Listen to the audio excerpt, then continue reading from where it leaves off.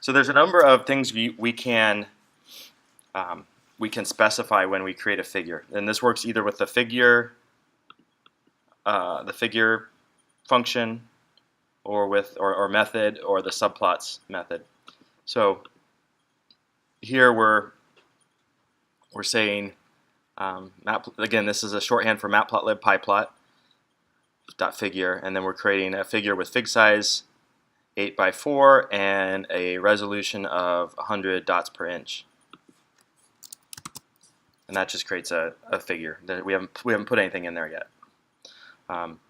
Similarly, these same kinds of attributes work with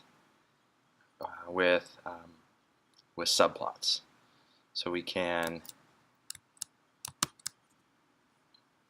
create a figure that's 12 by 3, and then to those axes, then we can plot and add labels and all the things that we want to do.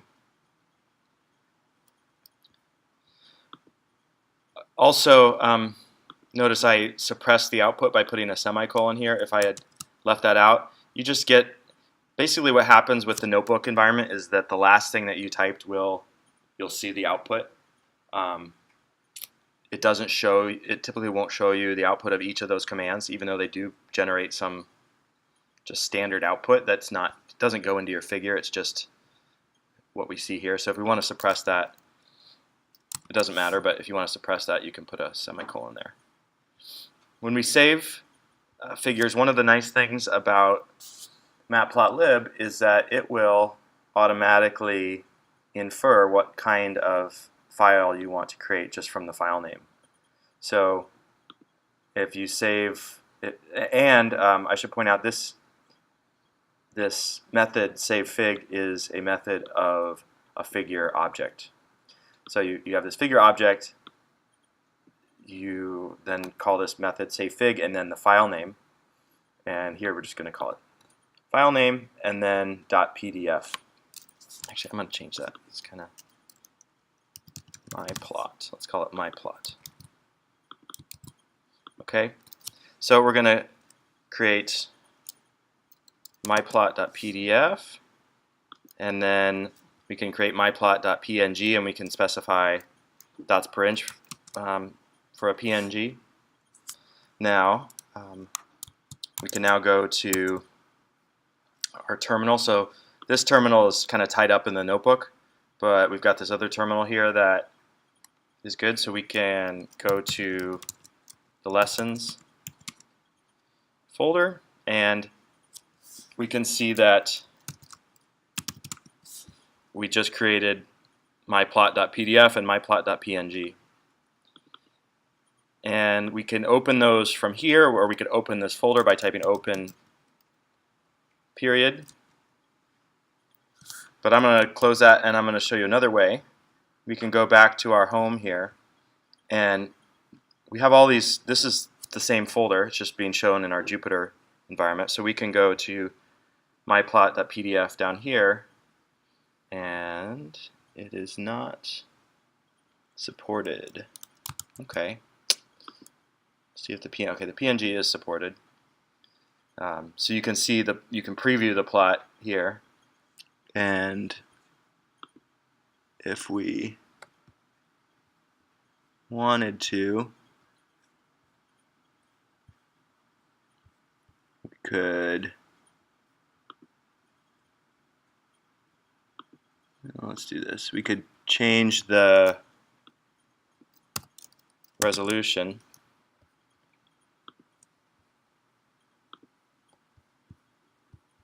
And see that indeed we got a little bit better resolution when we did that. So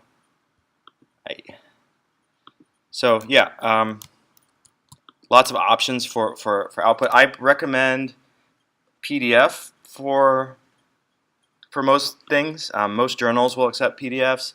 It's a vector graphic format, so you can resize infinitely basically, and you won't lose resolution. If you use something like Latex for any kind of formatting, PDF works great with that, but it also works with Microsoft Word and with other formatting. So PDFs are really nice for most things, but there's sometimes you need another format. So now, so we've covered basics of how to create a figure on a figure, or how to create a figure canvas and add axes instances to that canvas. We will now discuss how we can add titles, axis labels, and legends. We saw a little bit of adding labels, but we'll do a bit more of that here. So to add a title, we can just type axis set title. We don't have a figure here to see it on, but you can take my word for it that this will work. Similarly, we can use the set X label and set Y label.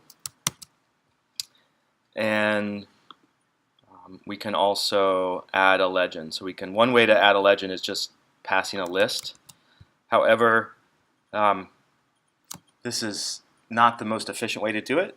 A better way to create a legend is using just the legend command without any arguments, because you can add the labels of each plot when you do the plotting. So here we're going to have two plots. One is going to be x squared and the other one's going to be x cubed, and we're going to label that curve 1 and curve 2. So the labels only appear when we create the legend. So I'll show you an example of this in a second.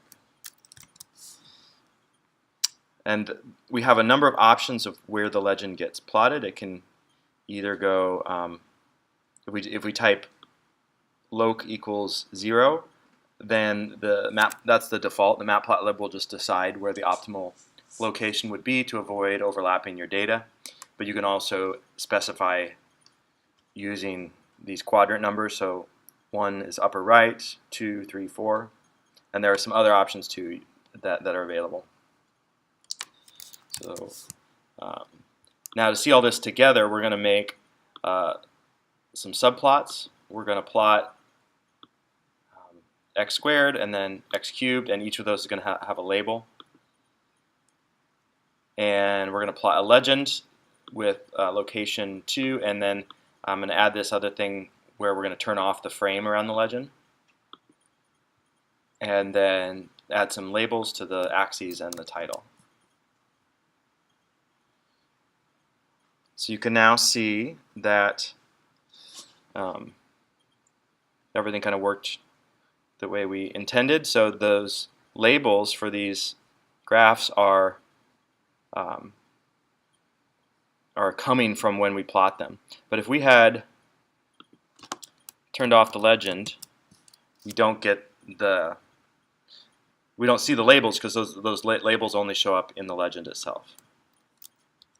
So this is really handy if we decide, let's say we've got a bunch of different lines that we're drawing. Let's say we want to remove a couple of them, but we don't want to have to reorder the legend. The legend will automatically update to just show what we plotted. We've also got the ability to use Latex fonts. Now, Latex is a typesetting program. You can use it to write papers or your PhD thesis, but it's also very commonly used in math and engineering because it's does a really good job of formatting equations. So if you're dealing a lot with equations, you might find it very handy, and a lot of different software tools will support the LaTeX equation syntax. So you can read up on that if you're interested, but just to show you an example,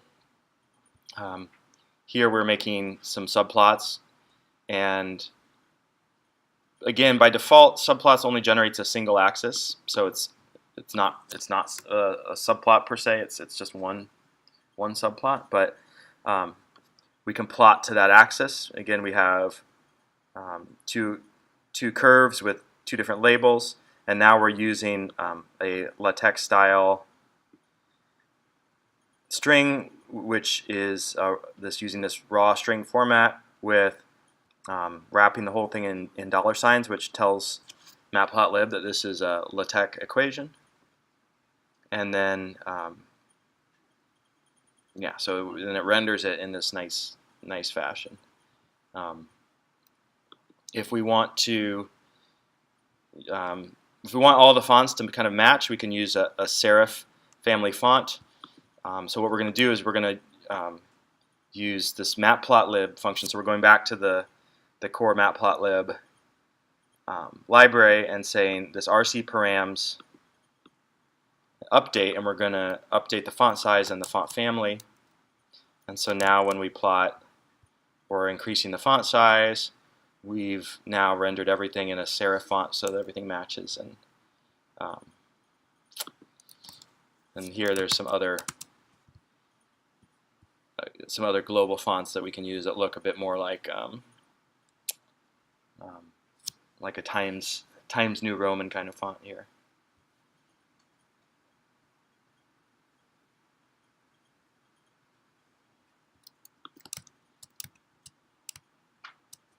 We can also use the tech font for everything. Lots of different options. And then we can restore the fonts back to their original settings. This might not be something you need to use, but just be aware that there's a lot of control you can have over the fonts.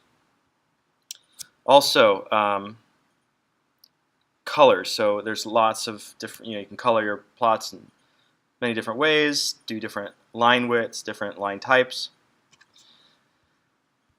We can use the MATLAB style syntax where blue or B is blue, G is green, etc. And there's some core colors. So this is a nice shorthand. And then we can use these dashes and dots for different line styles. Also, we can use different colors. We can use the keywords like red or blue, or we can use RGB codes for specific colors that we want.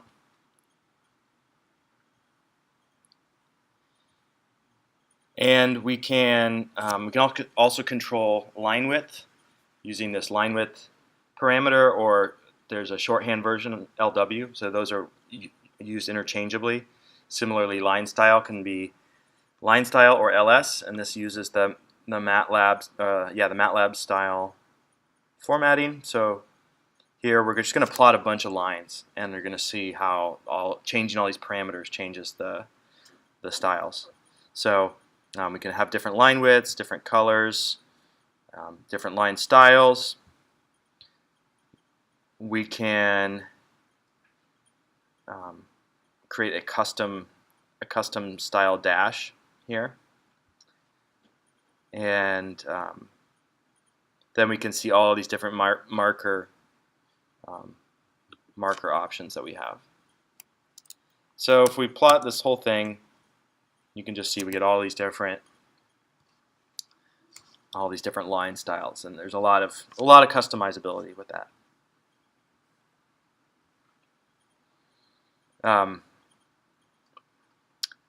Another thing we can control the various appearance aspects of these plots. So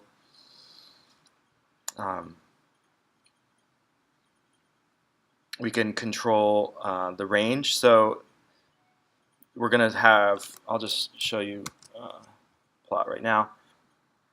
So in the first one here, we're applying the same thing all 3 times, but this one is going to just have whatever the default range is. So this is where the limits on X and Y axes are. We can format this so it's a little bit tighter. It actually looks very similar here, but there are examples where it might be different. And we can actually set custom axes range. So for example, we can force that the y-lim or y-limit goes from 0 to 60. We just pass a list of start and stop. So you can see we've cut off the top of this plot. And same thing, we can say the x-lim is only going to go from 2 to 5. This would be handy if you were, say, doing subplots and you had multiple things that you wanted to plot next to each other, and you wanted them to have the same axes limits, and maybe by default they didn't. This would be a way to control that. We can change the scale. So here we'll do subplots again. We'll have a regular plot, and then we can set the y scale to log. So it's just that one command here, and that changes the y scale to a log scale instead of to a linear scale. You could do that with an x too, with the x-axis as well. We can control where the x ticks and the x tick labels are. So the x ticks are the actual position of the tick marks, and if we want to rename those, we can use, here we're using a Latex wording, or depending on how your data are stored, you can control the labels for a little bit more control over your plot.